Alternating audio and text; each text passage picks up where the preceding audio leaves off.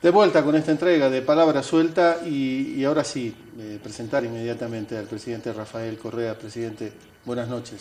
Buenas noches, Javier. Buenas noches, Corte. Buenas noches, Ecuador. Oiga, muchas gracias. Hasta se puso corbata para la entrevista con el presidente. Sí. Bueno, bienvenido, como usted ha dicho, al despacho protocolario. Este era el despacho donde trabajaba el presidente. Aquí tuve que pasar los primeros 6 meses, pero andaba como diablo en botella porque no hay ni mesas de reuniones. Muy bonita para la foto, pero para nada más. Entonces, a rompecinchas construimos la oficina al lado donde había secretarias, un pool de secretarias bastante desordenado. Y acá tengo, pues, como usted bien ha dicho, mi oficina donde despacho diariamente, que sí es full technology, ¿no? Tecnología de punta, y donde tengo el letrero que ha manifestado, y que es el despacho presidencial. De acuerdo a cierto periódico el día de ayer, para aprobar un pacto que ha habido, dice que este despacho es una oficina privada. Este es el despacho donde recibo a todas las personas. Sí, yo lo conozco, ya se lo decía a la gente, es full tecnología, es cierto. Y hay ese letrero famoso, aquí trabaja un scout. ¿Qué quiere decir eso?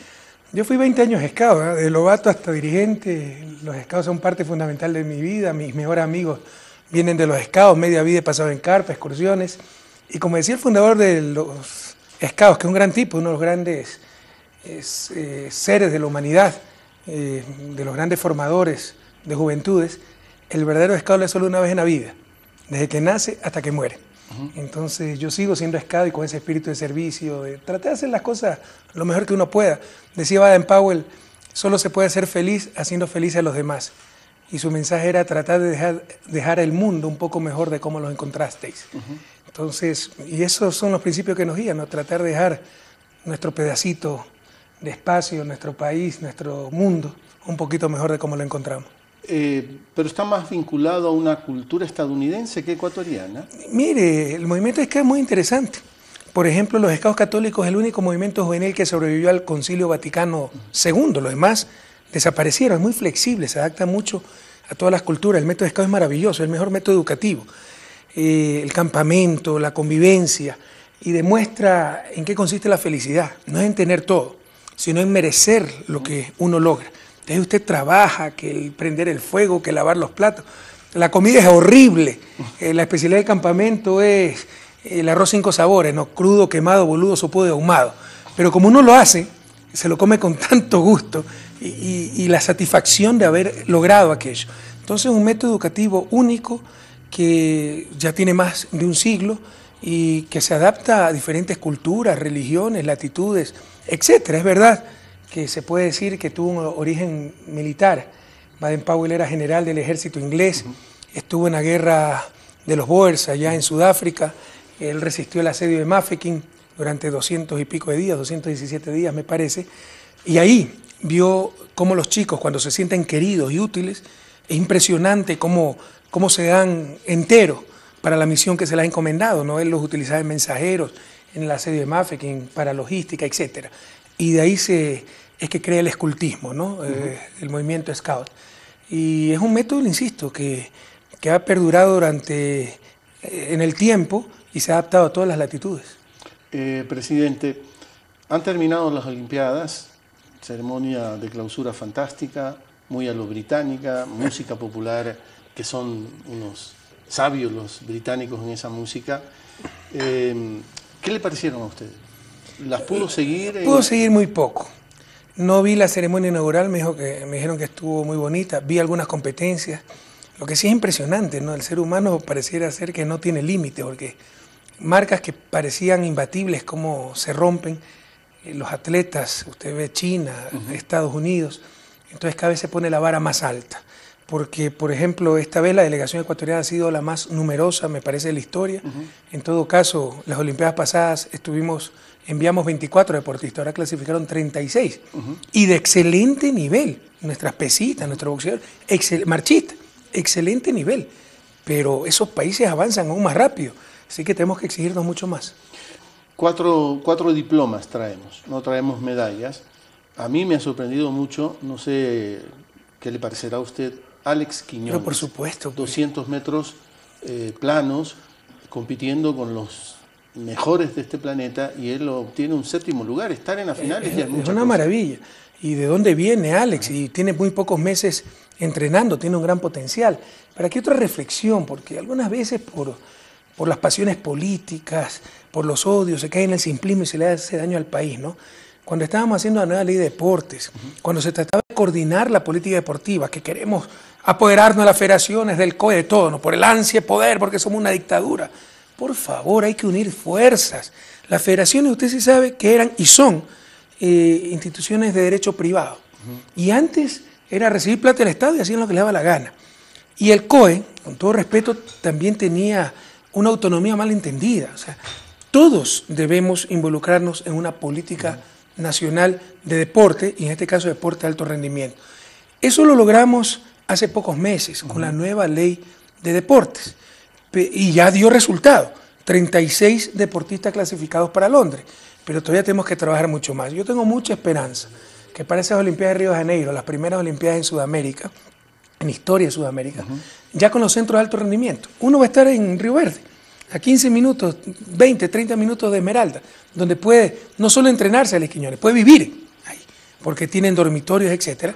Con esos centros de alto rendimiento, dando todas las facilidades para nuestros deportistas. Ahora sí, con la sinergia de federaciones, COE, Ministerio de Deportes, creo que hemos entendido que todos hemos de ser una política común nacional deportiva. Creo que en Río de Janeiro tendremos muchos mejores resultados. Hay que mirarse en el espejo de Colombia en estas Olimpiadas, porque ha obtenido 8 medallas Colombia. Pero es un proceso que lleva décadas. Sí, yo conozco en algo el proceso que lleva décadas. Eso es lo que tratamos de replicar nosotros. Pero le insisto, o sea, para eso tenemos que disciplinarnos, evitar que cada uno tenga su feudo, todos organizarnos bajo una política nacional de deportes que tiene que darle el Ministerio de Deporte, que es el rector del sector, pero cada uno quiere ir por su lado. Ojalá hayamos entendido y uniendo fuerzas creo que obtendremos mucho mejores resultados en Río. Hoy leía o ayer una entrevista a Alex Quiñones de la BBC, hecha desde Londres, y el hombre decía, tuve miedo, pero no a Bolt y a los otros atletas, le tuve miedo al estadio lleno, al público, al silencio que se produjo antes de partir. Y él decía, eso desvela que me falta experiencia, que me faltaba experiencia. Y algunos dicen entonces, tiene que ir a competir afuera, Quiñones, tiene que foguearse en campeonatos en el exterior. Eso contempla la política de deporte. Pero por supuesto, pero no solo eso, también competencias nacionales. Antes los Juegos Deportivos eran cada 4 años. Ahora tenemos 4 Juegos Deportivos por año, ¿no? Junior, senior, de todo, juveniles, etc. Entonces nuestros atletas están en constante competencia y eso los foguea, eso les da experiencia. Y obviamente también tienen que ir a foguearse a competencias internacionales. Ahí tienen todo el apoyo del gobierno y particularmente el Ministerio de Deportes. Presidente, se han terminado, decía, las Olimpiadas y usted anunció que después de las Olimpiadas iba a haber un pronunciamiento por parte suyo, del gobierno del Ecuador, sobre el tema Julian Assange. ¿Ya lo tiene ese pronunciamiento? Bueno, después de las Olimpiadas no es un día después de las Olimpiadas, puede ser una semana, un mes. No quiero pasarme... Todavía no incumplimos la palabra. Sí, no quiero pasarme de oportunista, pero en rigor han pasado las Olimpiadas. Esta semana lo que pasa es que estamos con la agenda repleta, pero mañana voy para Guayaquil, ojalá el miércoles ya pueda tener la reunión donde me den todos los informes. Esto hay que tomarlo con mucha responsabilidad. Yo he leído periodicazos que dicen, ¿por qué nos demoramos tanto? Hay que revisar el proceso en Suecia, hay que ver la posibilidad de que lo extraditen a Estados Unidos, de que haya un tribunal secreto allá, de que corra riesgo de la pena de muerte. Se requiere una gran cantidad de información, analizar el derecho internacional para tomar una decisión informada y absolutamente responsable y obviamente soberana. Ya se tienen todos esos informes. Esperamos más tarde el día miércoles tener la reunión y ojalá esta misma semana podamos tener un pronunciamiento al respecto. Hay la percepción que usted tiene simpatía por Julian Assange. Por supuesto que tenemos simpatía, pero también tenemos simpatía por Inglaterra, tenemos simpatía por el marco jurídico de Inglaterra, internacional, etcétera. Entonces actuaremos en estricto apego a los principios del Ecuador y respetando siempre a los países amigos, pero obviamente también respetando los derechos de la persona que ha pedido el asilo al Ecuador. Presidente, hubo el informe reciente del 10 de agosto. Se podría decir que corresponde ese informe a una etapa de su gobierno. Es el último año, sumando los 2 periodos, de su gobierno. Usted hizo una exposición muy analítica el 10 de agosto, como corresponde, creo yo, pero haciendo ya una reflexión más sintética para un programa como este que corre contra el tiempo, ¿qué es lo que resalta usted de estos 5 años y medio? Bueno, se ha rescatado, ¿sabe qué? Tal vez lo más importante es lo intangible.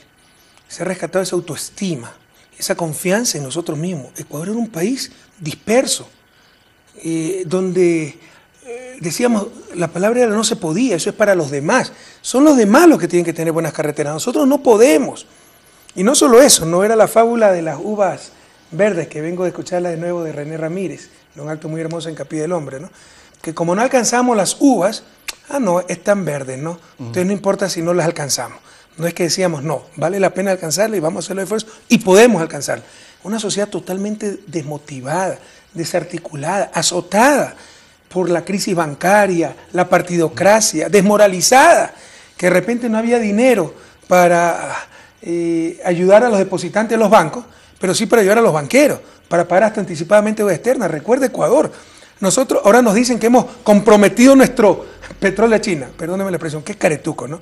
Es que ya se olvidaron que fideicomisaban el petróleo para garantizar pago de deuda externa. Lo fideicomisaban, nos metíamos en un fideicomiso llamado FEIREP, todo el petróleo y el OCP para garantizar pago de deuda externa. Entonces en un país donde no había para educación, nosotros llegamos, habían lámparas de quirófanos quemadas que no las reemplazaban por falta de plata, y había para banalidades, para pagar hasta anticipadamente deuda externa. Yo creo que lo principal es lo intangible. El Ecuador ha recuperado esa dignidad, ese orgullo de ser ecuatoriano, esas ganas de salir adelante, esa confianza en nosotros mismos, que es fundamental para que un país pueda alcanzar el buen vivir. Y ya en las cosas tangibles, concretas, bueno, creo que en todos los aspectos ha avanzado, en algunos de forma realmente revolucionaria: educación, salud, vialidad, infraestructura en general. En otros ha habido avances, pero necesitamos avanzar mucho más. Por ejemplo, en gestión de transporte, en el propio sector agrícola, donde hemos avanzado, pero falta una verdadera revolución agrícola. En la parte de desarrollo urbano, ese es para mí el mayor problema del país. La anarquía en el crecimiento urbano, que hace que tengamos ciudades que son en verdad invasiones, y dentro de esas invasiones decadencia, pobreza, delincuencia, y es un germen para la inseguridad social en general. Entonces es un problema que hemos de atacar todos juntos. Lo he escuchado quejarse muchas veces en los enlaces de los sábados sobre el tema de la burocracia. ¿Cuánto ha avanzado en eso? Eso hemos avanzado muchísimo. Oiga, ¿qué Estado teníamos? ¿Qué lógica tenía el Estado? Ahora somos ejemplo para la región, nos llaman para dar asesoramiento a otros países, por la organización sobre todo del Poder Ejecutivo. Por ejemplo, los ministerios coordinadores fue una gran idea. Yo me acuerdo cuando llegué al gobierno, yo tenía como 98, si mal no recuerdo, instituciones adscritas a la presidencia. Los engaños sociales, ¿quién puede manejar 98 instituciones adscritas? Había duplicidad de funciones, había grandes vacíos. ¿Quién se encargaba de riesgo? Las Fuerzas Armadas. ¿Quién se encargaba de gestión de transporte? Si no había Ministerio de Transporte. Entonces, habían grandes vacíos. ¿Quién se encargaba de administrar los bienes del Estado, que son decenas de miles? Ahora tenemos inmobiliario. No teníamos ni siquiera catastro, el inventario de los bienes, básicamente el Poder Ejecutivo, pero en general del Estado. Entonces ya se han llenado esos vacíos institucionales. Hay un modelo claro de Estado y que está funcionando. Por supuesto, no es solo el modelo, no es solo la visión, sino la gente que conforma y que forma parte de esas instituciones. Eso hemos mejorado muchísimo también. Tenemos el Instituto de la Meritocracia. Hemos mejorado mucho los sueldos, porque esa era la torpeza del neoliberalismo. El ahorro caro, que yo le llamaba. Bajos salarios porque son sabidos. Y no nos llegaba la mejor gente, nos llegaba la peor. Y cada vez más ineficiente el Estado, y cada vez iban a pagar peores salarios, y era un círculo vicioso. Hemos roto ese círculo vicioso, era un círculo virtuoso. Pagamos salarios atractivos, de hecho, para un profesional joven con una maestría somos más competitivos que el sector privado, y estamos captando gente realmente buena para que haga carrera en el sector público. Por supuesto, todavía existen las rémoras de la partidocracia del pasado, pero cada vez en menor medida. Yo le diría que la calidad del sector público ecuatoriano está mejorando sustancialmente, con una clara institucionalidad y con un claro modelo de Estado. Ahora, presidente, somos rituales, los seres humanos apelamos a ritos, y usted está terminando este primer periodo, y uno podría preguntarle si podríamos apelar a la ciencia ficción y hacer que el tiempo retroceda.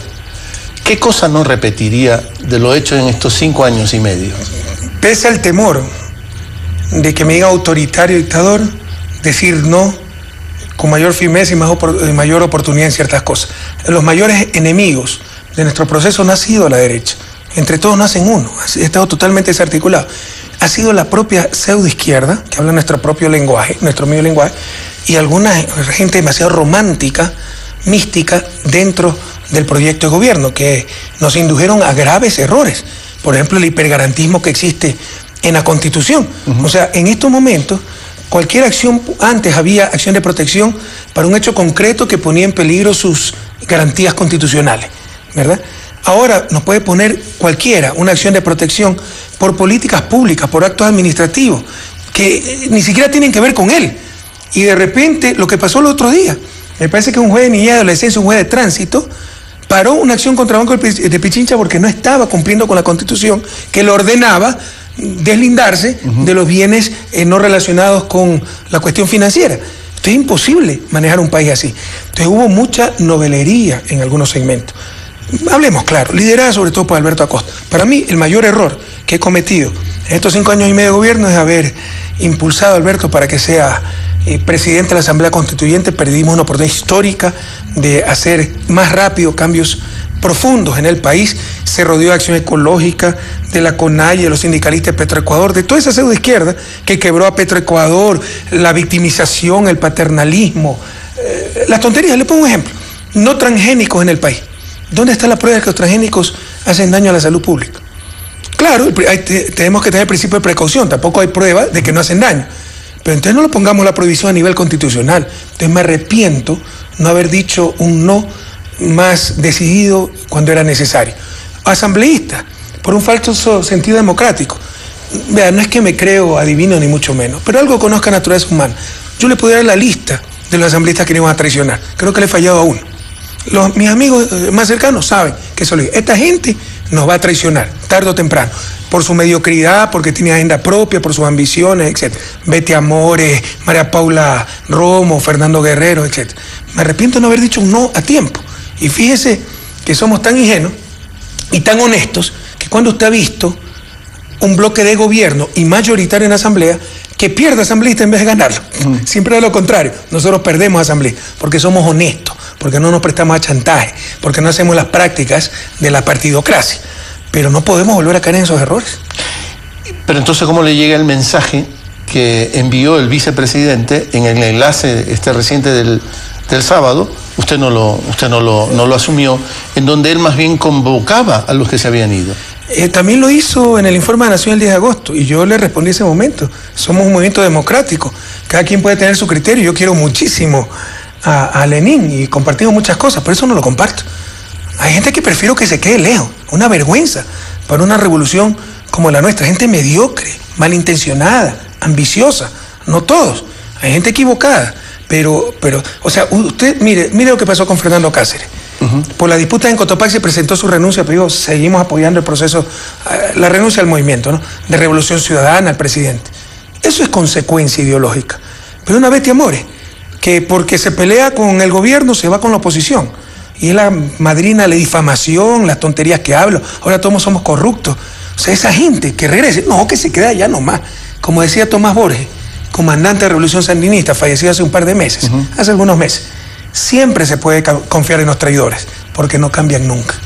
Presidente, yo sé por algún motivo que está privilegiando lecturas más políticas que económicas en los recientes tiempos. Digo, usted, ¿no? Y está leyéndolo, por ejemplo, entre otros, a Amir Sader, el brasileño, que tiene este libro, El Nuevo Topo. Y él está hablando de la necesidad de concienciar que los cambios van a ser más bien lentos, no pueden ser tan vertiginosos. No hay las condiciones para ese cambio vertiginoso. Eso significa que si el cambio va a ser lento pero constante, hay que hacer más alianzas, hay que profundizar los acuerdos con los distintos sectores. Siempre me ha gustado ese tipo de lectura, la lectura política, que habla básicamente de la relación de fuerzas. John Kenneth Galbraith, un economista muy famoso que murió a los 90 y pico años y que sabía más por viejo que por economista, tiene un artículo que dice... El diablo, ¿no? El poder y el economista útil. Y el mensaje de ese artículo es básicamente, economista que hace abstracción de las relaciones de poder es un completo inútil. El mundo real, la economía estudia el mundo real. Y el mundo real no es el vacío de fuerza porque asume la economía neoclásica y el neoliberalismo, un mercado perfecto, con información perfecta. No, es asimetría de poderes, asimetría de información, etc. Entonces, si no tomamos en cuenta la relación de poderes, los economistas somos unos perfectos inútiles. Por eso siempre me ha gustado ese tipo de lectura. Pero si usted lee a Mir Sader, modestia aparte, pareciera que estuviéramos hablando nosotros. La crítica que le hace a esta izquierda infantil, la principal adversaria de Lula da Silva, de Hugo Chávez, de Evo Morales, de Cristina Fernández de Kirchner, de quien le habla. O sea, todos somos traidores. Si no son ellos, todos somos unos traidores. La izquierda infantil, vanidosa, que se cree dueña, patrimonio de la verdad y de la izquierda. Y le insisto, que bajo ese fundamentalismo y egoísmo de que si no son ellos, que no sea nadie, es la principal aliada de la derecha, como sucede en Ecuador. Vea con quién vota la izquierda, o la supuesta izquierda, porque yo también soy izquierda. Pero yo le planteo el problema de la lentitud, que también lo plantea en... No recuerdo exactamente esa hipótesis en su libro. La tiene, bueno... Lo leí hace algunos meses. Y está planteando ese problema, ¿no? Del ritmo. No se puede ser tan vertiginoso. Y están intactas, perdone, presidente, está intacto el poder económico del neoliberalismo. Él dice el neoliberalismo no está abatido. Tiene intacto su poder económico y su poder mediático. Así que hay que aliarse correctamente para poder contestar a todos esos poderes y de manera sistemática pero más lenta, presidente. Lean lo que dice en el nuevo Topo Sader sobre el poder mediático. Sí. Pero no recuerdo exactamente esa parte del libro y no concuerdo necesariamente con ella. Yo creo que hay cambios que se pueden hacer rápido y hay que hacerlos rápido. Ya un poco con sus palabras me viene a la memoria, básicamente lo que él critica es esa izquierda que se va contra la pared, porque pedía imposible, y al pedir imposibles era la mejor aliada del status quo. En eso concuerdo totalmente con él. Sin embargo, la palabra imposible también, quien pone los límites, depende un poco de la audacia, de la estrategia, etc. ¿Cuántos imposibles no ha hecho la Revolución Ciudadana? ¿Acaso hace 5 años era posible violar a los profesores? ¿Acaso hace 5 años era posible poner un examen de ingreso a la universidad? ¿Cuántos imposibles hemos derrumbado? Entonces también la cuestión es hablar de qué es lo imposible. Pero también hay que destacar, presidente, siempre es político, todo es político y en eso creo que estamos de acuerdo, presidente, ¿no? Pero... No, permítame precisar. Yo no creo que todo es político. Yo creo que básicamente el desarrollo es un problema político. Cambio en la relación de fuerza. Pero una vez que se ha cambiado esa relación de fuerza, se necesita lo técnico. Porque, ¿por qué no ha avanzado América Latina? Porque todo ha estado concentrado en unas oligarquías que siempre nos han dominado. Pero ahora que tenemos poder popular, poderes populares en Ecuador, Bolivia, Venezuela, si usted no sabe hacer las cosas, tal vez pone a esos pobres en peores condiciones. Entonces ya viene la parte técnica. La parte técnica también es importante. El punto de partida es político. Y el desarrollo, lo hemos dicho, es básicamente un proceso político. Pero luego de lograr ese cambio de relación de fuerzas, como lo hemos logrado en Ecuador, aunque falta mucho por hacer, el poder mediático está intacto, los poderes económicos están intactos. Una vez que se ha cambiado esa relación de fuerzas, se necesita técnica, y mucha técnica, que gracias a Dios también tenemos. Pero se necesita mucho movimiento social. Siempre se necesita ese apoyo político para mantener ese cambio en la relación de fuerzas a favor de la grande mayoría. ¿Y por qué a veces hay la percepción, presidente, de que usted se aleja de los movimientos sociales? Porque aquí, ¿quién se llama movimiento social, pues? O sea, cualquier político derrotado en elecciones, un Gustavo Larrea, subsecretario de Adalá Bucarán, entonces forma una fundación por ahí, ya es movimiento social y ente social, y pese a que no gana media elección, quiere poner la agenda política. Eso no es democrático. Perdónenme, nosotros tenemos mucho apoyo en movimientos sociales. Me reúno permanentemente con organizaciones sociales. Pero cuidado, que cualquiera se llama organización social. Y cuidado también otra cosa. Cuidado, repetimos en el plano de lo social lo que fue el neoliberalismo en económico. ¿Qué es el neoliberalismo en económico? Lo público no sirve. Todo lo político es sospechoso. El Estado no sirve para nada. Todo lo debe hacer el mercado y los agentes privados.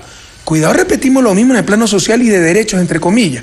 El Estado no sirve, lo político es malo, lo público es malo. Son las organizaciones sociales, representantes de la sociedad civil, los que van a hacer las políticas públicas. Son los más antidemocráticos que hay, pero con ese discurso algunas veces nos engañan. Los medios están intactos y para todos y todas nos consta cómo usted ha enfrentado a los medios. A veces yo me planteo lo siguiente, presidente.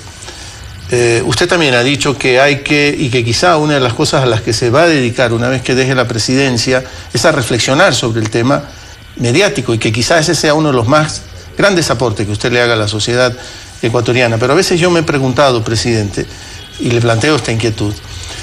En esa bronca, en esa disputa con los medios han encontrado una beta, una manera de venderse. Tienen una bronca con el presidente de la República y el presidente de la República les da la bronca.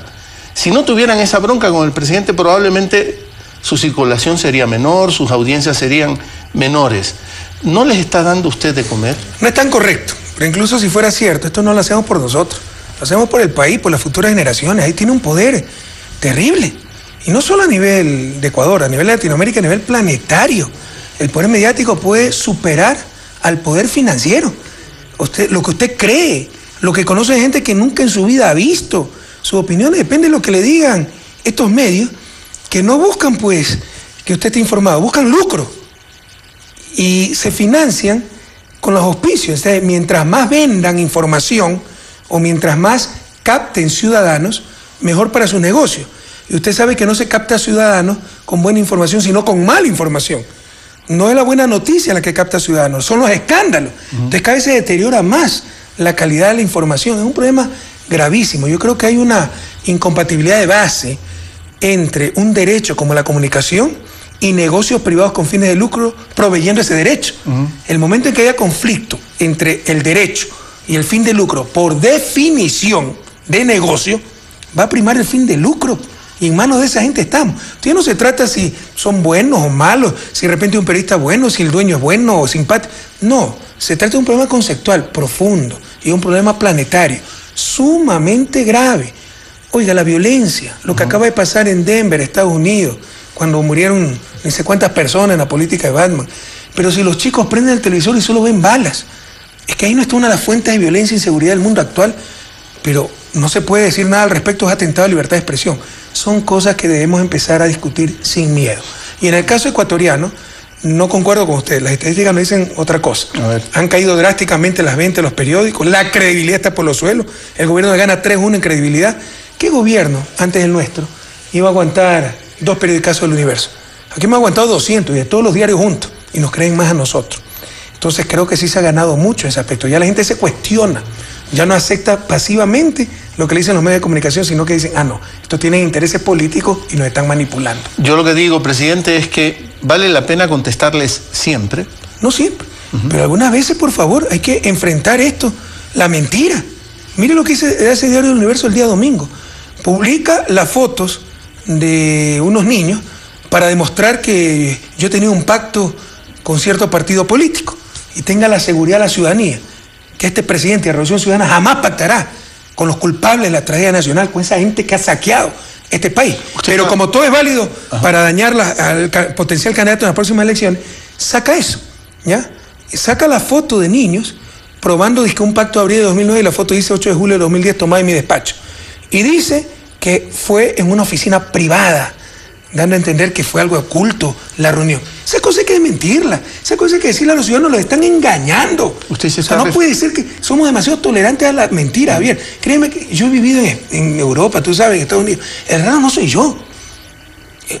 Los raros son la gente que acepta tan pasivamente esa mentira. En Estados Unidos, en Europa, sería inaceptable un diario que miente tan descaradamente. Usted se está refiriendo al tema del PRE. Y a esa foto. Yo no quiero referirme mucho a eso. No, yo como tú quieras. Pero digo, porque a veces quedan como códigos cerrados, presidente. Bueno, aquí dice este señor, miren, toda una página atentando contra el código de la niñez, la decencia, la falta de ética. La foto del presidente con 3 niños. Despacho presidencial, dice aquí, Palacio de Carondelet. Pero si tú lees, dice que la reunión fue en una oficina privada, no en el despacho. Primera mentira. Esto lo ponen para probar, ¿ya?, que hubo un pacto entre el presidente y este partido político. Resulta que el pacto es para que este señor no participe en las elecciones de abril del 2009.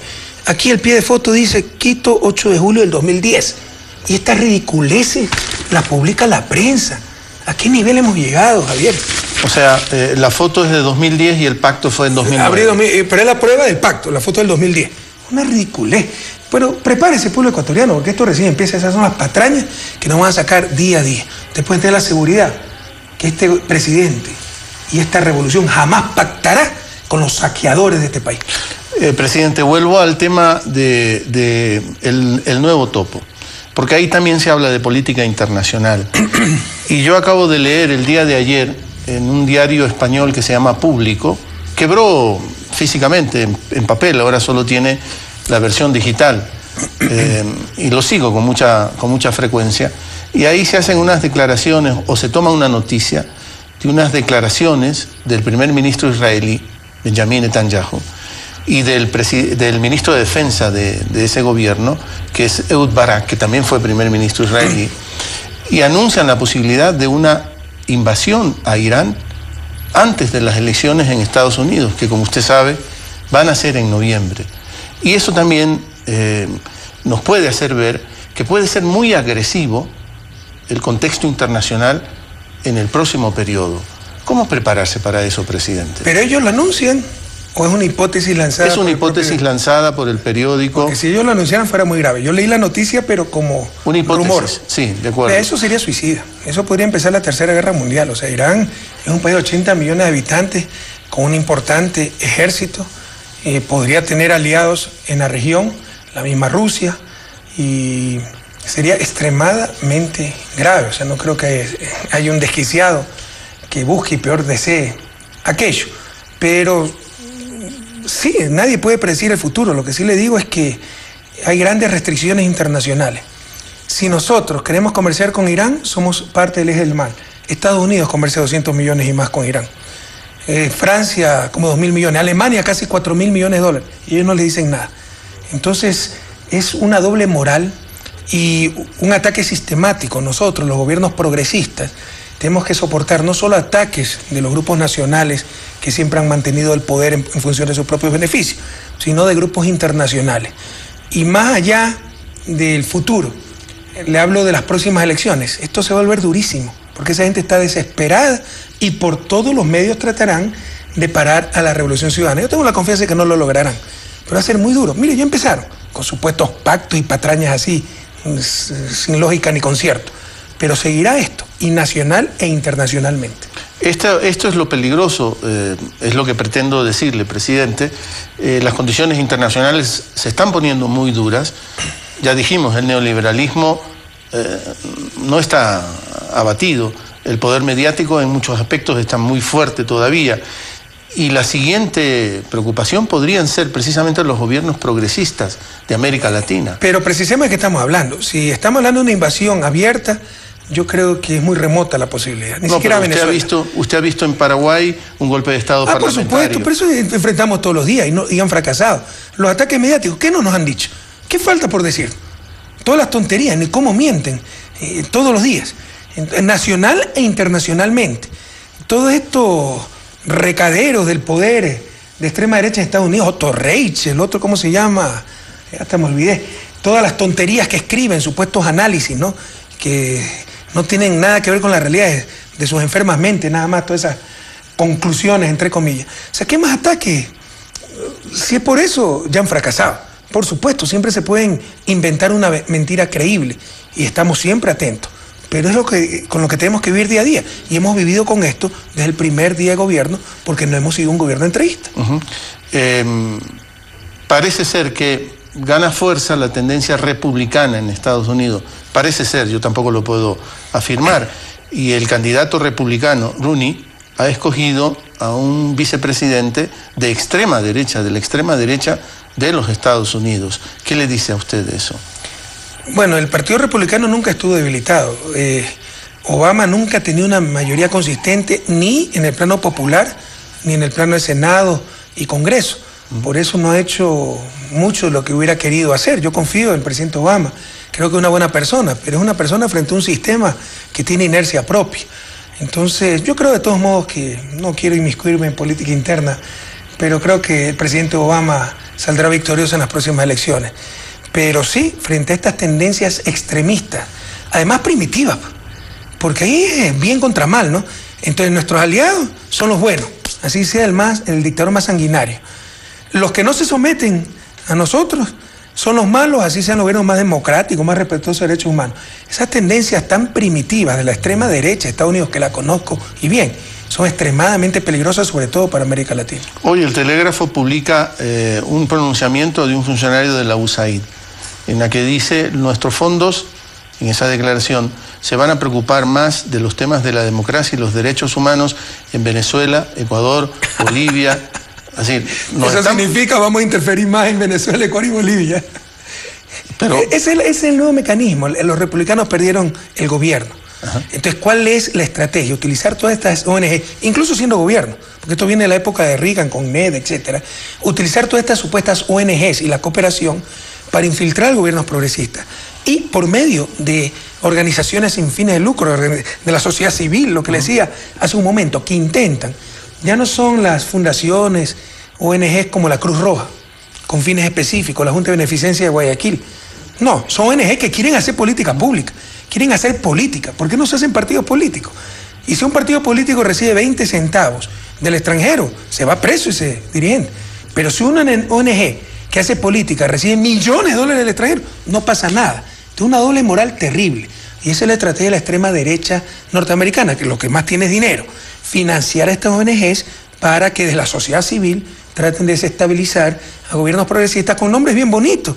Porque nadie dice que es ladrón, nadie dice que es criminal. Entonces, por supuesto, los nombres son como es formación democrática, participación ciudadana, derechos humanos, pero lo que hacen es política desestabilizadora y opositora a los gobiernos progresistas. Que a nadie le quepa la menor duda, no nos engañemos en eso. Hay demasiadas pruebas sobre lo que estoy diciendo. Desde Carondelet, este lunes, 13 de agosto, conversando en vivo aquí con el presidente de la República. Hacemos la última pausa en esta entrega de Palabra Suelta y ya regresamos con él.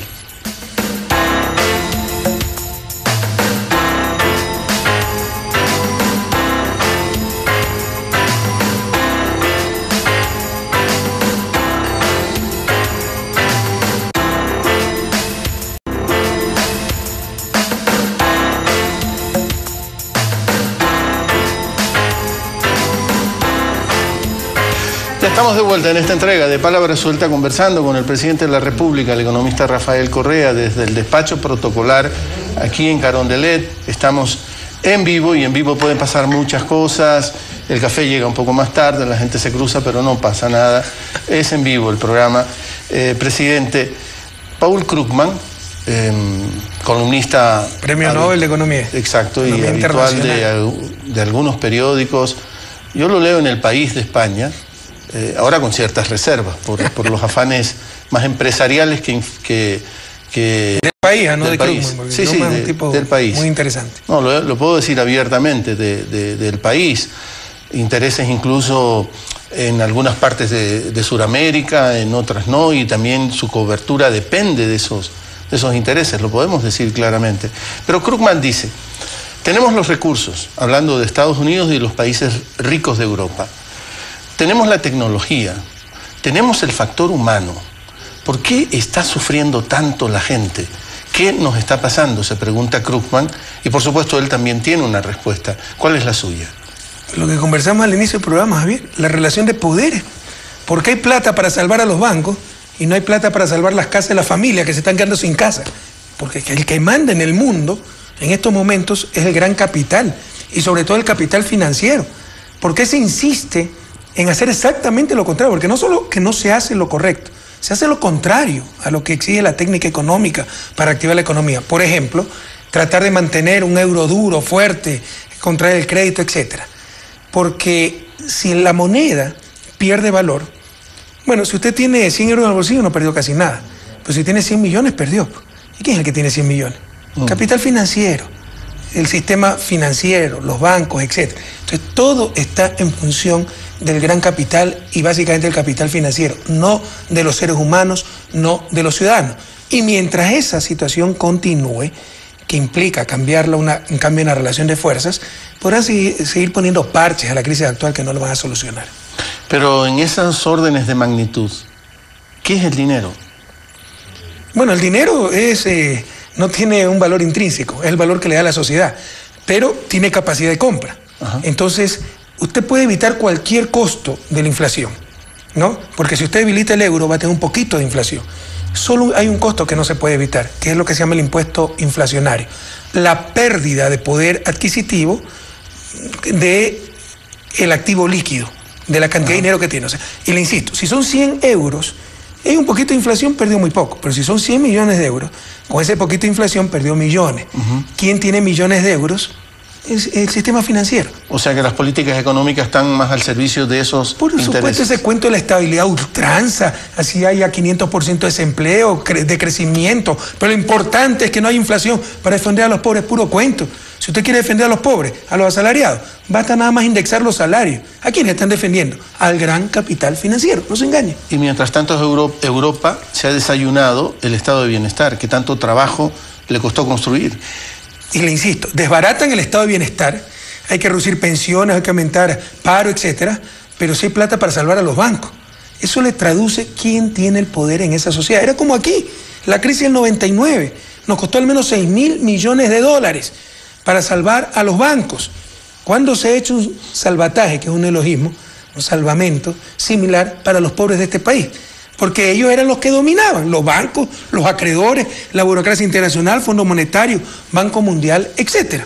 Entonces, donde se asignan los recursos sociales, es el mejor reflejo de quién tiene el poder en esa sociedad. Cuando usted ve un presupuesto del Estado, sí, donde la mayor parte se iba a pago de deuda, donde se fideicomisaba el petróleo para garantizar ese pago de deuda, claramente le decía que quienes manejaban este país eran los banqueros, el Fondo Monetario, Banco Mundial, la burocracia que defiende a los acreedores internacionales, los acreedores internacionales, etc. Ahora vaya, vea cuánto es ese pago de deuda externa y cuánto es la inversión social, lo cual claramente, irrefutablemente demuestra que ahora aquí en Ecuador manda el pueblo ecuatoriano. En el caso ecuatoriano, presidente, hace algunas semanas usted empezó a hablar del sobreendeudamiento de ciertas familias ecuatorianas como un problema que había que prestarle atención. Mismo peligro de sobreendeudamiento. Indicio de sobreendeudamiento. De acuerdo, esto fue. Pero yo tengo la sensación que, hemos hablado que el neoliberalismo existe todavía, que un post-neoliberalismo todavía está en construcción. Uno no podría decir que ya está consolidado. Y ese neoliberalismo aprovechó la oportunidad para decir, ahí está, esto es consecuencia del despilfarro de las políticas del gobierno. Lo recuerdo. Es que estos son tan genios que para curarse el dolor de cabeza se cortan la cabeza, ¿no? O sea, como está subiendo el precio de los alimentos, la brillante conclusión es que no hay que comer. Es un absurdo. O sea, que tenga plata la gente no es malo, es bueno. Pero por supuesto, pues por ahí puede haber alguien que utilice ese dinero para mandar a sus hijos obtener la mejor educación para sus hijos, y otro que se gaste ese dinero para alcohol. Entonces la solución es no que las familias no tengan dinero, no, es tratar que ese tipo que le está despilfarrando no lo despilfarre. Que haya liquidez en la economía, ingreso en la familia, es bueno, no es malo. Que haya familias que por expectativas equivocadas, por inducción de los propios bancos, que lo llamaban ustedes a ofrecerle tarjetas de crédito con un cupo espectacular, engañándolo en cuanto a tasas de interés, etcétera. Que haya familias que estén gastando más de lo que pueden, porque tal vez se ofuscaron un poco por esa liquidez, por ese ingreso, no nos va a llevar pues, a la conclusión de que hay que quitar el ingreso a las familias, sino que hay que buscar que esas familias no se sobreendeudan, que fue exactamente lo que hicieron. Pero dijeron que había despilfarro, que la política... Bueno, que lo digan, ¿por dónde hay despilfarro? Que la política no estaba tomando determinados recaudos para guardar para las vacas flacas. Pero Javier, si usted, es que para esta gente la vaca, oiga, tenemos miseria, tenemos pobreza, no tenemos escuelas que se nos derrumban. ¿Qué son las vacas flacas para esta gente? ¿Sabes lo que era? Cuando no podemos pagar deuda externa. Esas eran las vacas flacas. Mira el FEIREP, el FED, todos los fonditos que hicieron para garantizar pago de deuda externa, que eran las vacas flacas para esta gente. Para mí, vaca flaca es que haya miseria, que haya gente que no tenga vivienda, que haya escuelas que todavía no son decentes, que no tengamos hospitales en toda parte del territorio nacional. Esas son las vacas flacas para Revolución Ciudadana. Y vivimos permanentemente en vacas flacas. Pero esta gente, las vacas flacas, es que no podamos pagar a nuestros acreedores y después no nos inviten a los coctelitos en el Fondo Monetario o en Washington. Pero mire, saque un recuento de todo lo que dijeron. Primero, dijeron que no había liquidez y que era culpa del gobierno. Después dijeron que había exceso de liquidez, por eso había sobreendeudamiento y que era culpa del gobierno. Aunque sea para mentir, que se pongan de acuerdo. ¿Cuál es la verdad? Que existe liquidez. porque hay gran dinamismo económico. Y eso no es malo, eso es bueno. Pero por supuesto, alguien la puede mal utilizar y hay que tratar de controlar esos excesos. Pero no porque alguien mal lo utilice que vamos a acabar con la liquidez del sistema. Le insisto, para esta gente, si le duele la cabeza, la solución es cortarse la cabeza. Absurdo. Pero pongámonos en el peor escenario, presidente. Como un ejercicio incluso de estadista, ¿no? ¿Qué pasa si se cae el precio del petróleo? Ya sé que está calculado en el presupuesto a un nivel que nos deja mucho margen, pero pongámonos en los peores escenarios. Encantado. Simplemente para ver cómo puede el gobierno seguir sosteniendo la inversión pública. Encantado. Primero, debería caer ahorita $40 para no completar el programa de inversiones, porque con los altos precios que tuvimos en principios de año, el programa está financiado. Segundo, le insisto, esta gente es capaz de cortarse la cabeza para curarse el dolor de cabeza. ¿Qué hacían antes? Todos estos fideicomisos para las vacas flacas, cuando caiga el precio del petróleo, y no tener para educación, salud, no tener para seguir pagando deuda. Eso era todo. Revise lo que era el FEIREP, revise lo que era el Fondo de Estabilización Petrolera, el FEP. Todos esos fondos empecé a desmantelarlos como ministro de Economía y acabé de desmantelarlos como presidente del Ecuador a mucha honra. Y sabemos lo que hacemos. Pero en todo caso, eso inmovilizaba ahorro. Esa es la peor estupidez a nivel macroeconómico. Si la base, la clase A1 de macroeconomía, es movilizar el ahorro nacional lo más eficientemente inversión. Y esta gente nos confunde liquidez con ahorro. Yo puedo tener liquidez sin ahorro. Si usted me presta $10.000 en efectivo, voy a tener liquidez y no es ahorro. Y puedo tener ahorro sin liquidez. Precisamente, no puede haber inversión si no hay ahorro. ¿Qué es ahorro? La diferencia entre ingreso y consumo. Y con eso invierte. Si hay inversión, necesariamente hay ahorro. Entonces, todos estamos de acuerdo que se debe tener algo de liquidez, venga de ahorro o no, para un momento de emergencia. Porque usted puede ser el hombre más rico del mundo, tener yates, mansiones, etcétera, pero si no tiene liquidez y tiene una emergencia, puede pasar muy duros momentos. Hay empresas que quiebran por falta de liquidez. Por supuesto, más que por solvencia, por falta de liquidez. Pero hay formas más inteligentes de hacerlo. Por ejemplo, la cuenta única. El FEIREP, la estupidez de fideicomisar nuestro petróleo para garantizar deuda. Pero eran prudentes, como ahorraban, matando de hambre a la gente, ¿verdad? No había para escuelas, pero fideicomisaban nuestro petróleo para garantizar pago de deuda. Vaya a ver cuánto subieron los bonos y cuántas ganancias le dimos a los acreedores del país por esa barbaridad. Bueno, el FEIREP nunca tuvo más allá de 600, 700 millones. Ahora tenemos un saldo promedio en cuenta corriente como de $1.600 millones. Tremendo colchón de liquidez. Entonces, esas son medidas inteligentes para, sin inmovilizar el ahorro, tener liquidez, que todo el mundo está de acuerdo que hay que tenerla para caso de emergencia. Pero para esta gente lo único son estos fideicomisos. Buscan otras cosas, buscan revalorizar los bonos, ganar platita con la especulación, etc. Otra medida, líneas de crédito de contingencia. Tenemos, no recuerdo, me parece 400 millones con la CAF. En caso de emergencia, caída los precios del petróleo, 400 millones inmediatamente y tenemos liquidez. Entonces son medidas mucho más inteligentes para tener liquidez en caso de las vacas flacas, sin sacrificar lo esencial de la macroeconomía, que es movilizar el ahorro nacional a inversión, para que la economía no pierda su dinamismo. Porque inmovilizar ahorro, la economía es como, ¿cómo le diría? Un flujo. Y de repente inmovilizar ahorro es como que si hay un caliche en el flujo. Y poco a poco se va contrayendo esa economía. Eso es lo que quieren algunos desubicados. Eso no lo va a hacer la Revolución Ciudadana. Tenga la seguridad del pueblo ecuatoriano, que sabemos lo que hacemos. ¿Y cómo va a afectar a la macroeconomía el cambio de la matriz energética? Muchísimo. ¿Cuál es el talón de Aquiles? Bueno, no hablemos a nivel ambiental, que son millones de toneladas de CO2 que dejaremos de enviar a la atmósfera. Será la mayor contribución para el cuidado ambiental, la lucha contra el cambio ambiental que haya hecho cualquier gobierno en la historia del Ecuador. Nosotros hacemos, no es que hablamos. Pero ya a nivel macroeconómico, ¿cuál es el talón de Aquiles de la economía ecuatoriana? No por este gobierno, antes de la dolarización, pero agravado por la dolarización, el sector externo y básicamente la balanza comercial no petrolera. Sin petróleo siempre ha sido mucho más lo que importamos que lo que exportamos. Antes de la dolarización, pero más aún con la dolarización. Todo tipo de cambios fijos extremos hace perder competitividad. Si no ve el caso de la convertibilidad argentina. Bueno, gran parte de las importaciones totales, ya no solo no petroleras, petroleras y no petroleras, son derivados de petróleo. Y esto nos va a ahorrar, calculamos, unos 2.000 millones, más, 3.000 millones probablemente en importación de combustible. Entonces es un gran alivio para esa restricción que tiene la macroeconomía ecuatoriana. El talón de Aquiles de la macroeconomía ecuatoriana no es el sector fiscal, tenemos resultados fiscales muy buenos, es el sector externo. Es estructural. Siempre hemos tenido problemas en el sector no petrolero, pero se agravaron con la dolarización y con las nuevas hidroeléctricas que van a impedir ya que importemos combustible. Será un gran alivio para ese cuello de botella que tiene la economía ecuatoriana. Presidente, quizás lo sorprendo, ¿qué lo serena a usted? Muchas cosas, estar con mi familia, con mis hijos, el aire libre me encanta, ¿no? Acabamos de darnos la vuelta de la Mica, pasando por el Sincholagua hasta el Cotopaxi, con mi hija mayor, nos encanta salir de excursión. No este fin de semana, como equivocadamente se publicó en la prensa, fue el anterior fin de semana. Sí. Realmente este sábado, por eso no di el enlace y lo dio gentilmente Lenin, es que llegaba mi otra hija de Bélgica, no regresaba. Porque alguna vez hablamos y le pedí una definición de lo que entendía por clase media y definimos que tendencialmente era muy conservadora la clase media. E insisto en determinados sectores que dicen, estoy de acuerdo con Correa.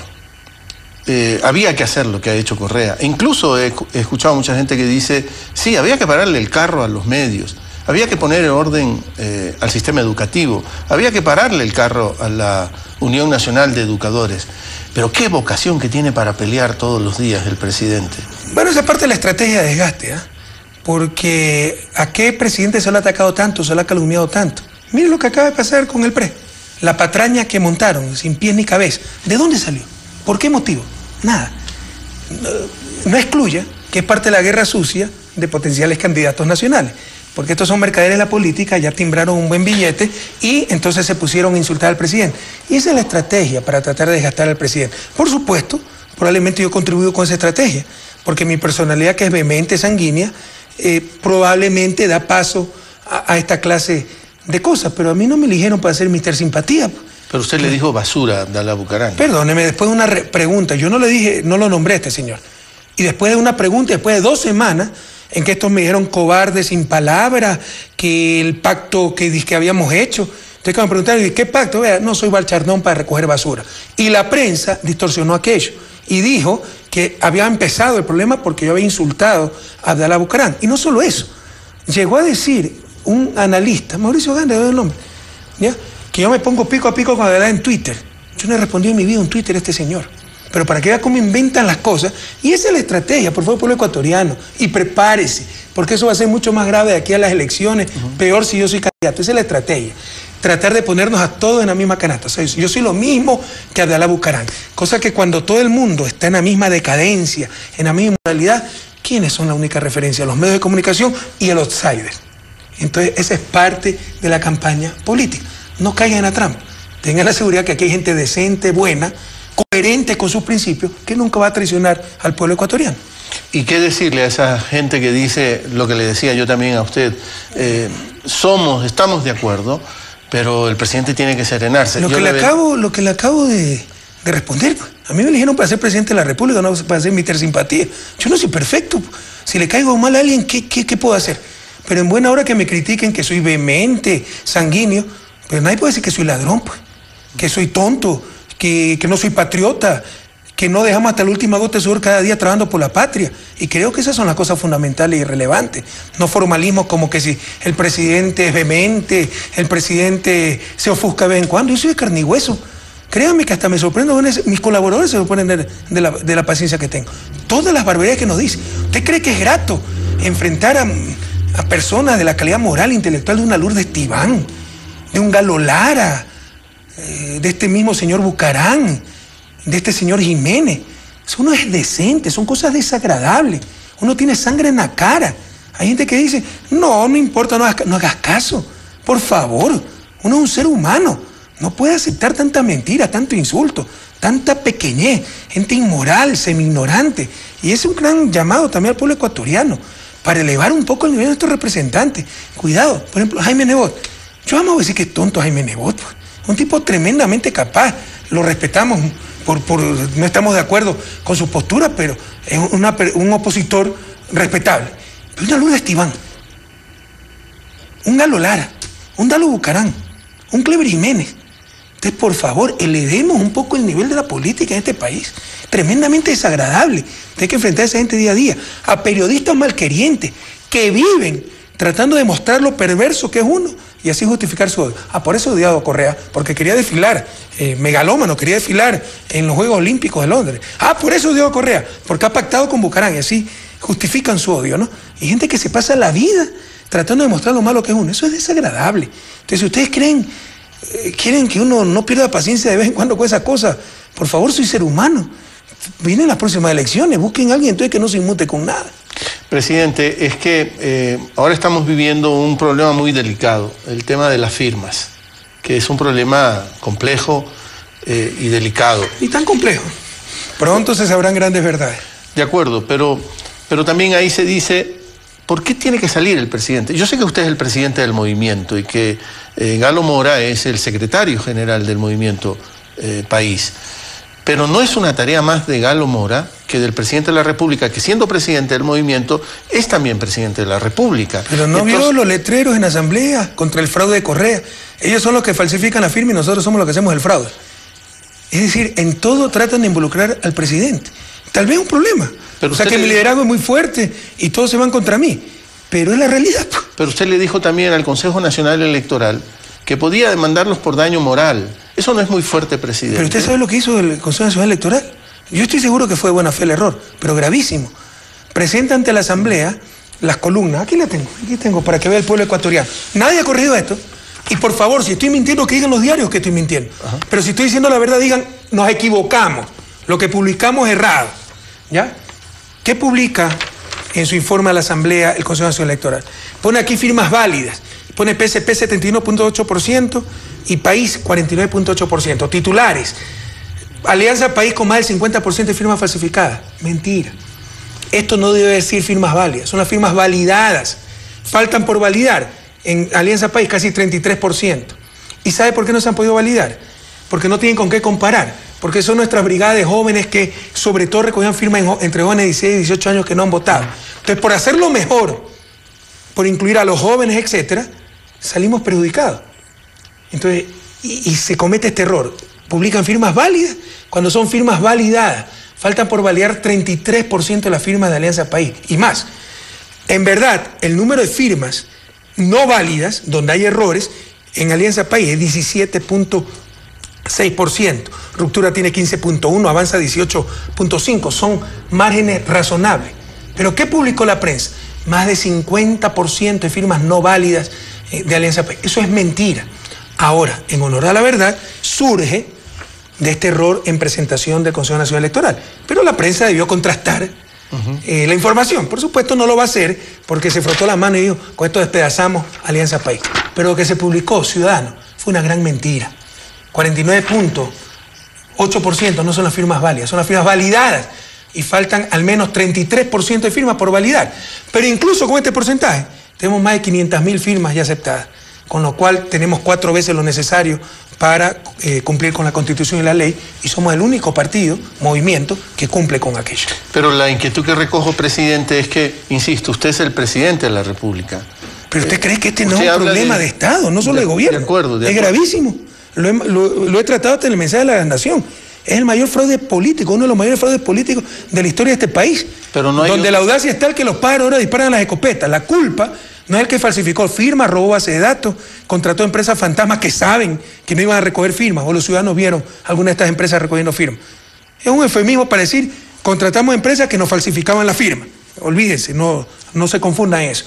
Entonces, frente a eso, a un fraude tan colosal, por favor, pues esto es un problema no solo del CNE, de los movimientos políticos, un problema de Estado, un problema gravísimo. Pero por la fuerza con la que usted actúa, presidente, y usted la reconoce, esto da para pensar, y se usan esos argumentos, invade otras funciones el presidente de la República. Pero yo como ciudadano, oiga, cuando cada acción de gobierno, cada contrato petrolero minero, sale un asambleísta hablando cualquier tontería, ahí es fiscalización.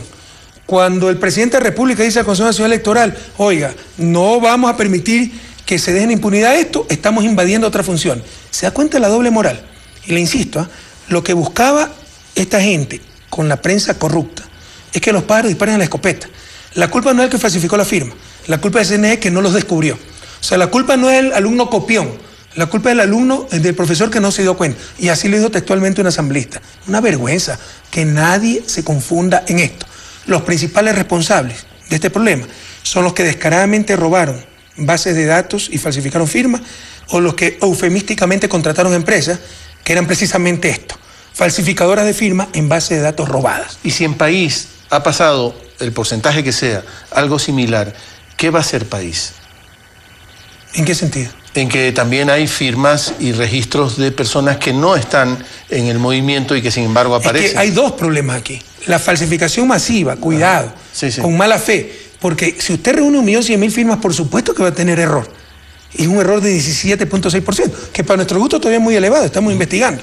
Pero no es el 50% como dijo la prensa corrupta. Entonces, por supuesto va a tener error. Otra cosa es la falsificación deliberada, masiva de firmas, que ha existido. Y yo no he dicho que ha existido de parte de los movimientos ya registrados. Son sobre todo los que están en proceso de registro. Y nieguen, porque están avanzando en las investigaciones y hay datos muy interesantes. Pronto el país tendrá importante información de este fraude, de esta corrupción colosal. Entonces ese es un problema. El otro problema, pero grave también, es la manipulación de la base de datos del CNE, que han cambiado de un lado a otro. Imagínense el daño que nos hicieron. Álvaro Noboa apareció afiliado al Movimiento País, una ofensa. Yo voy a ir al CID a quejarme a la Comisión Interamericana de Derechos Humanos. Hay manipulación, pero eso queda en rastro y se está investigando. Y yo creo que pronto el país va a tener interesantes noticias al respecto. Pero usted dijo, país también dará la cara. Pero por supuesto. Y estamos investigando porque, le insisto, ¿qué es dar la cara, presidente? Tenemos 17.6% de firmas incorrectas. No deliberadamente, o al menos hasta el momento, falsificadas. Tenemos que ser más cuidadosos, tenemos que ver qué pasó. Ahora, Alianza País es un conglomerado de movimientos. Muchos movimientos presentaron firmas. Probablemente algún movimiento no fue lo suficientemente cuidadoso, y eso es lo que estamos investigando. Pero quiero repetirle al pueblo ecuatoriano, es una colosal mentira que el país tiene más del 50% de firmas no válidas. Tiene 17.6% de firmas no válidas, validadas 49.8% y cerca de un 33% por validarse. Pero tomaron las validadas como firmas válidas, restaron 49.8 de 100, más del 50% de firmas falsificadas. Es una colosal mentira, pueblo ecuatoriano. Cuando usted dice, presidente, prepárense, va a ser un proceso durísimo. ¿Cómo tenemos que prepararnos? Porque va todos contra Alianza País, y si yo soy el candidato, todos contra Correa, y sin escrúpulos. Ya empezó la guerra sucia. Por favor, ¿de dónde salió este ataque de Abdalá Bucaram? ¿De dónde? De la nada. Y vea cómo ya están arreglando pues integralmente la sede en Guayaquil de 5 pisos del PRE. Eso, por favor, esta gente es mercader de la política. Eso es guerra sucia, alguien los contrató para que traten de hacer daño al potencial candidato de Alianza País, y eso seguirá hasta febrero, diciendo cualquier barbaridad. Acuérdense lo que hacía Abdalá Bucaram en la segunda vuelta con Borja. ¿Ya no se acuerdan de eso? Cuidado, la memoria es frágil, y eso nos condena a cometer los mismos errores. Lo acusó de dixómano, alcohólico. Yo creo que el presidente Borja bebe muy poco. Y la gran prueba, me acuerdo tanto, porque es tan histriónico. Este dixómeno, y aquí está la prueba. Y sacó 2 botellas de whisky. Estas son el whisky que bebe. Esa era la prueba, 2 botellas de whisky. Como la prueba del pacto es una foto en el despacho presidencial con niños. Hay gente especialista en esto, gente que le están pagando para estas patrañas. Y habrá más de esto. Porque, les insisto, todos contra nosotros y sin límite ni escrúpulos. Están desesperados y no van a escatimar nada.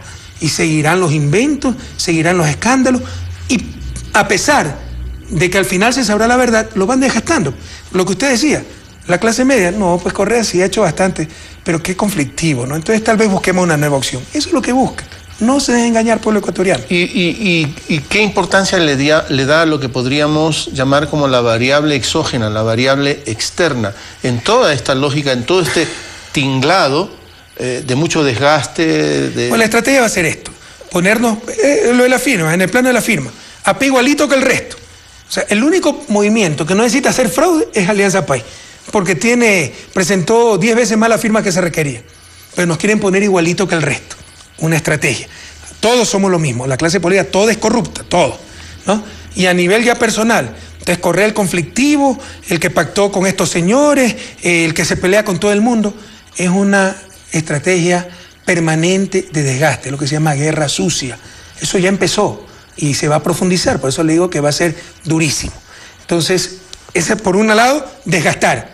Alianza País, Correa, lo mismo que el resto. Además, conflictivo, busquemos algo nuevo. Y viene el pacificador de afuera. Esa es la estrategia. Ya en la parte objetiva, yo siempre le digo a nuestros militantes y al pueblo en general, el peor error que podemos cometer es confiarnos y actuemos como si no tuviéramos un solo voto. Pero créanme que si nuestro director de campaña hubiera escogido los potenciales candidatos opositores, no los hubiese escogido también. Presidente, hay una suerte como de, no sé si consenso, no creo que esa sea la palabra, pero hay mucha gente que admira mucho a Pepe Mujica, a José Mujica, el presidente de Uruguay. Usted lo conoce, usted es su amigo, viene... Mira qué casualidad, porque él nos admira mucho a nosotros y nosotros admiramos mucho a él. Y él viene de una matriz profundamente de izquierda, hombre que sufrió cárcel, 13 años preso. Él dice, mientras yo vea un niño en la calle pidiendo caridad, malnutrido, sin educación, el problema ambiental tengo que tratarlo con mucho más cuidado. Usted también ha defendido la actividad extractivista, a pesar de que hay una matriz también que surge de su propio gobierno de dar el salto de lo extractivo a la sociedad del conocimiento. Mezclo estas dos cosas para escucharle cómo manejar el ambiente de manera seria, usando, no sé si quepa esa palabra, si es correcto decirlo así, respetando al ambiente, sacando provecho de la riqueza natural, pero garantizándole a la gente que no va a haber más daño ambiental. Toda actividad humana tiene impacto ambiental, Javier, no caigamos en romanticismo, y aquí hay mucha incoherencia, y yo le diría hasta doble estándar, ¿no? No a la gran minería, sí a la pequeña minería, y la pequeña minería es mucho más impactante ambientalmente hablando, en términos negativos, que la gran minería, es la demagogia. Yo concuerdo totalmente con lo que dice Pepe Mujica, y es lo que dije el 10 de agosto, no pongamos la carreta delante de los bueyes, no nos perdamos. La prioridad de prioridades, y si tiene que ser prioridad excluyente, deberá serlo, es eliminar la pobreza. Y cuando se habla de ambiente, nos olvidamos que el ser humano es lo más importante en la naturaleza. Entonces hemos caído de un extremo a otro. Hace unos años, tal vez décadas, el ser humano parecía ser lo único importante en la naturaleza y no se consideraba la dimensión ambiental. Ahora, para ciertos extremistas, el ser humano es un poco menos que un estorbo en la naturaleza. Para la Revolución Ciudadana, el ser humano no es lo único importante en la naturaleza, pero sigue siendo lo más importante. Y suponiendo que sacar ese ser humano de la miseria y la pobreza atentara contra parte de la naturaleza, prioridad tiene salida a pobreza. Gracias a Dios no es así. Por el contrario, la mejor forma de conservar la naturaleza es luchar contra esa pobreza. Porque una familia pobre, yo no le puedo, viviendo al lado de un bosque, sin empleo, sin ingreso, este ejemplo lo di el 10 de agosto, yo no le puedo decir no tal el bosque, es imposible. Entonces, para que esa familia cuide el bosque, debe beneficiarse del bosque. Ese es el programa Sociobosque. Y debemos tener impactos muy concretos y concentrados que nos permitan sacar a la gente de la pobreza y tener recursos para cuidar el ambiente. Minería y petróleo. Por ejemplo, el petróleo, el mito, destruyendo la selva. De lejos, el principal peligro para la selva, de lejos, es la expansión agrícola y ganadera. Pero no suena bonito políticamente. Con los recursos petroleros podemos dar nuevas formas de producción agrícola y ganadera, nuevas alternativas de ingreso y evitar ese peligro. El principal peligro para nuestra agua dulce no es ni de lejos la minería, son las aguas servidas de las ciudades. Quito mismo todavía contamina el Machangra. Para remediar eso se necesita centenas de millones de dólares. Con un impacto concentrado de la minería, podemos sacar los recursos para esos sistemas de procesamiento de aguas servidas y salvar el agua del país con la minería. Pero no son cosas políticamente elegantes o de moda. La moda es no a la minería, no al petróleo, porque yo cuido la naturaleza. Y que se muera de hambre la gente, pero salvemos los pajaritos. Basta de esos fundamentalismos. Pero hay nudos gordianos, presidente, difíciles de desbaratar, solo eso quiere decir. No son tan difíciles, Javier. Aquí hay mucha confusión y desinformación. Pero hay pueblos ancestrales, ¿sí?, que tienen interiorizado el discurso del agua, por ejemplo, y se opondrán a la minería porque... Javier, no es tan cierto. Tienen el discurso de la ONG, de algunos desubicados de la ciudad que viven bastante burguesamente, que dicen no a la minería, pero van en 4x4 a esas comunidades a inyectarle ese discurso a las comunidades. Nuestras comunidades no viven bien. Lo dije el 10 de agosto también. Sí. No nos engañemos. Di el ejemplo de un programa de Corte B, la Ruta del Yasuní, donde yo veía a una familia quichua recibiendo a los turistas. A alguien le pudo haber parecido folclore eso. Yo vi miseria. La gente no vive bien, vive en la pobreza. No podemos aceptar que los niños tengan lombrices porque no tienen agua potable, pero cuánta armonía con la naturaleza. Vaya, vea la esperanza de vida en nuestros pueblos ancestrales, la desnutrición infantil, la mortalidad infantil. Cuidado, es criminal algunas veces lo que se está haciendo. No viven bien nuestros pueblos ancestrales y probablemente repitan el discurso que le dan ciertas ONGs, pero en la vida diaria nos piden escuelas, electricidad, teléfonos, vías de acceso, y para eso se necesitan recursos. Cuidado, creemos que la miseria es parte del folclore, de la identidad de nuestros pueblos ancestrales. Es un error garrafal que se lo comete, y con mucho egoísmo, que ellos viven en la miseria, pero yo voy a tener un sitio donde turistear con mi familia. Eso es criminal, eso no podemos tolerar. El desafío de nuestros pueblos ancestrales no es no cambiar, es cambiar sin perder su identidad. Y eso se lo puede hacer. Y manejando adecuadamente nuestros recursos naturales, tendremos los recursos para sacar a esa gente de la miseria. Usted escribió tempranamente un ensayo, Otra economía es posible, en 2004, que iba a ser parte de un libro a publicarse con Alberto Acosta, Otro Ecuador es posible. Otra economía ha sido posible, presidente. Bueno, creo que lo hemos demostrado. ¿Cuándo era posible dejar de pagar la deuda externa? Nosotros en el 2008 la dejamos de pagar, declarándola, denunciándola como inmoral, y la renegociamos en grandes términos. ¿Cuándo era posible renegociar los contratos petroleros? Lo hemos renegociado. ¿Cuándo era posible controlar el poder de la banca? Fíjense que nos tuvieron acostumbrados a tantas barbaridades que por cotidianas ya no nos sorprendían. Pero si el salario básico era 150 y se lo elevaba a 180, populistas, demagogos. Pero teníamos tasas de interés del más del 20% en dólares. Eso es lo que se llama remuneración al capital. Y nadie decía nada. Ahora esas tasas de interés están en 8 o 9% y el salario básico casi está en $300. Los ejemplos que le estoy dando son reales, ¿verdad? Entonces, ¿cuándo era posible eso? Supremacía del ser humano sobre el capital. ¿Cuándo era posible disminuir inequidad? Es una cosa más difícil de disminuir porque responde a factores estructurales.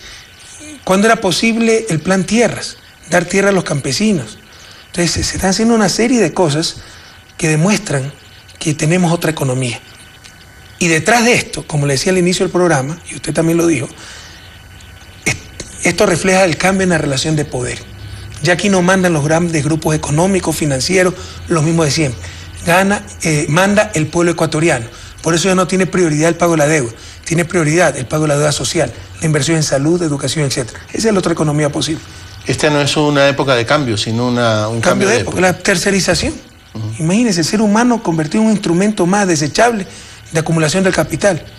Hemos mejorado la calidad del empleo, tenemos tal vez la mejor calidad de empleo de la región, disminuyendo tasas de desempleo. Cuando la economía ortodoxa le decía que eso era imposible. Si usted quiere aumentar empleo, tiene que disminuir salario. Nosotros aumentamos salarios reales, mejoramos calidad del empleo y disminuimos tasas de desempleo. Si le hablo, vamos terminando, presidente, siempre agradecerle. ¿Tan rápido pasó el tiempo? Qué barbaridad. Si le hablo de Pinto, es un código cerrado probablemente para los públicos. ¿Qué Pinto? Pues el empresario que se fue a Perú cuando eliminamos la tercerización, o mi querido perro de la adolescencia. Su querido perro de la adolescencia. Un dálmata, pero eso dálmata medio mezclado, medio roñito con cholito, por ahí. Pero es increíble, qué inteligente ese perro. Yo vivía al frente del colegio, ¿no? Y lo llamaba desde mi... Del San José. Sí. ¿A usted le gustaba pelear casi todos los días en el San José? No todos los días, pero sí éramos peleones. Viví expulsado. Y con el que más me daba golpe era con un compañero que era el doble mío, que era un queridísimo amigo, ¿no? Que tuvo un problema de salud y lo fui a ver hace unas 2 semanas. Pero Pinto. Lo llamábamos del silbado y se asomaba y guau, guau, guau. Y era increíble, no me iba a tratar con él al malecón. El malecón era precioso, ese malecón renacentista. Sí. Por supuesto era inseguro, faltaba iluminación. Pero sinceramente a mí no me gusta esa mole de cemento que hicieron, que incluso tapa el río desde la calle, ¿no? Para mí, no es que uno de los lugares, mi lugar favorito de Guayaquil era el malecón y ahí trotaba con mi perro, ¿no? Eso habla de su relación con los animales, ¿cómo ha sido? Sí, no es que he tenido muchos animales. Tuve ese perro unos 3 años, parece que se lo robaron después y me dio muchísima pena, era muy querido por toda la familia, pero básicamente fue la única mascota que yo tuve. Ajá. Mi hermana era mucho más apegada a los gatos, siempre tenía gatas, gatos. De esa familia, los antropólogos, sociólogos hablan de la familia ampliada, para luego hablar de la nuclear, la que usted mismo constituye, la que todo ser humano constituye cuando lo hace, o hay distintas definiciones de familia. ¿Qué rol tiene la familia en este momento de su vida? ¿Cómo se relaciona? En lo personal, sí. Mi familia es mi principio y fundamento, mi familia nuclear. Sí. Y mi familia extendida en algo, pero algunas veces la familia latinoamericana es demasiado extendida. Sí. En todo el mundo. Y de todo hay en las familias. Sí, entonces yo sí soy muy firme en eso, ¿no? En respetar. Eso lo aprendí de mi esposa, ¿no? Me ha costado. Pero respetar el núcleo familiar, ¿no? Evitar que vengan personas extrañas, etcétera. Sobre todo con el poco tiempo que tengo para la familia nuclear, darle la mejor calidad de tiempo, estar solo para ellos y con ellos. Pero en lo personal, la familia es mi principio y fundamento. Algún día le contaré y escribiré todo lo que trataron de hacer, ¿no? Impresionante. Incluso metiéndose con la familia y todo eso. Y ya a nivel social, yo creo que sigue siendo la base de sociedad y seguirá siendo esa familia nuclear. Ajá. Pero hay tiempo para las hijas, para el hijo, sí, para ir al fútbol, a verlo perder a Emelec. No sea cruel, no sea cruel. A los estadios y eso no vamos mucho, ¿no? Pero, por ejemplo, yo soy experto en todas las películas de niños, la Era del Hielo 4, que Hombres Gigantes de Acero, que Los Mopeds, etcétera, porque siempre Miguelito me lleva a ver todas esas películas. Y con mi hija mayor siempre excursiones, con la segunda también, y con Miguelito, yo siempre celebro los cumpleaños de Miguelito con un campamento. La tradición es scout. Me llevo unos 10, 12 amiguitos y la pasamos increíble. Presidente, lo último, ahora sí de lo último, porque no quiero pasar lo de las 4 grandes universidades que también forman parte de este proyecto de la revolución educativa, la del conocimiento, Yachay, la de las artes, Yachay en Urcuquí, la de las artes en Guayaquil, la de la educación en Azogues y la de las ciencias, la de la vida en el Oriente. ¿Cómo van esas universidades, presidente? Bien. Sobre todo en educación tuvimos un poco de retraso porque eso lo ordenaba la Constitución del 2008, pero ya están avanzando, se están preparando los proyectos de ley, se tienen ubicados los terrenos, se tiene el diseño. Creo que la próxima semana, hasta el 17 de agosto, está la compañía coreana que ha hecho los diseños y tenemos que tener la reunión, pero Yachay ya se está construyendo. Si yo no tengo mal los datos, presidente, puede ser que me equivoque, pero si no los tengo mal, las 4 universidades concentran una inversión cercana a los 2.000 millones de dólares. Puede ser. Entonces eso le hace pensar a algunos, incluso vinculados al mundo de la academia, una academia con la que usted también estuvo vinculado, es mucho. Pero es que no es un año, ¿no? Eso yo son sé varios que no, años. pero ¿cómo garantizamos que no hay el riesgo de que estos grandes proyectos, usted ya lo advertía, los ecuatorianos, las ecuatorianas merecemos soñar en grande, pensar en grande, que no se queden ahí? Bueno, hay algunos proyectos que se necesitan urgentemente, la universidad docente. Ahí vamos a formar a la mayoría de los profesores y para mejorar la calidad de la educación habrá que mejorar la formación de nuestros profesores. Eso inmediatamente estará utilizado al 100%. La Universidad de las Artes es un proyecto precioso en Guayaquil. Vamos a recuperar el centro, la gobernación, los edificios aledaños. Y también esto incorpora a los conservatorios, o sea, ya hay mucho camino andado. Yachay ha despertado expectativas a nivel mundial.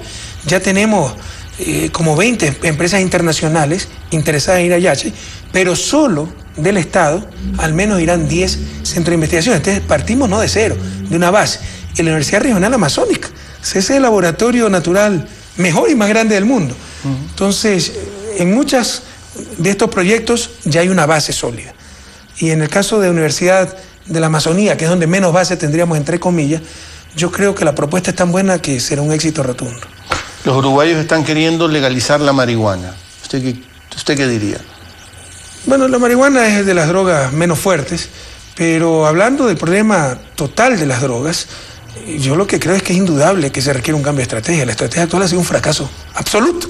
Lo que ha hecho es aumentar violencia, no se ha evitado el tráfico, entonces es obvio que hay que cambiar de estrategia. Gracias, presidente. Gracias a usted, Javier. Por todo el tiempo dedicado a Palabras Se me ha ido Sueltas. volando el tiempo. Son exactamente las 10:30, como le habíamos... Empezamos 5 minutos tarde, si quieres 5 minutos más, no hay problema. Ya se le acabaron las preguntas, lo puse en un aprieto. No se me acabaron las preguntas, es que la delegación de Ecuador TV ha sido numerosa, no se ve en la pantalla, pero está el director de programación, eso defiende continuidad y después le jalan a uno las orejas que rompiste la continuidad, le dicen a uno, ¿no? Pero podemos quedarnos más tiempo, pero ellos me apuntan... Ya me está votando Ecuador TV, no hay problema. No, gracias a usted, Javier. Gracias no lo Ecuador podemos TV. Votar de su casa, sería Quiero reiterar que para nosotros es un orgullo Ecuador TV. Qué calidad de programación y qué calidad técnica también, la nitidez en las emisiones, etcétera. Yo, sin duda, es el mejor canal de Ecuador y yo creo que los mejores de América Latina. Así que felicitaciones y adelante. Gracias, presidente. Pero ¿usted cree que lo público ya se consolidó en Nada Ecuador? Está consolidado. El rato es que pensemos que lo logrado y es irreversible, habremos fracasado. Cada día tenemos que despertar pensando que todo es reversible y que eso es lo que busca. Y seguir construyendo la patria nueva, entre ellos la televisión pública. Y se la complico un poquito, pero ¿qué crítica le haría a Ecuador TV? En su programación, en su funcionamiento, ¿qué no le gusta de Ecuador TV? Ahí sí me la complica, pero creo que es por imperativos legales que solo tiene propaganda pública. Yo no veo razón de ser de eso.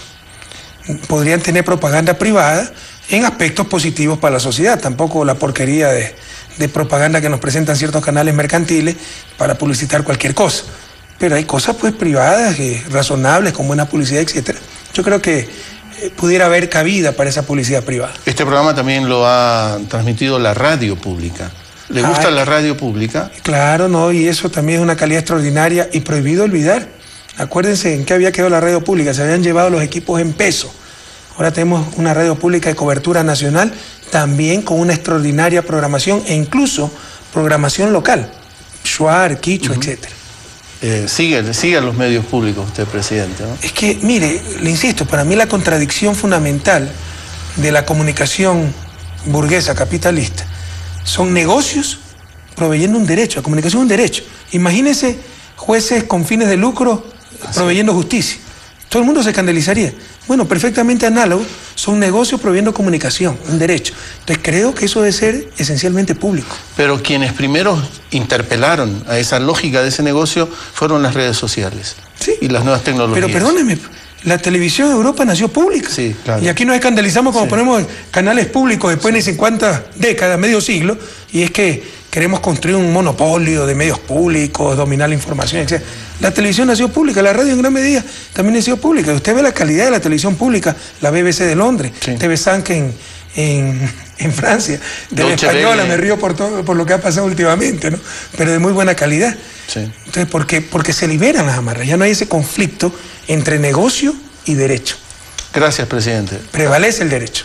Le reitero el agradecimiento, presidente. A usted, Javier. Son las 10 de la noche con 32 minutos, nos consta.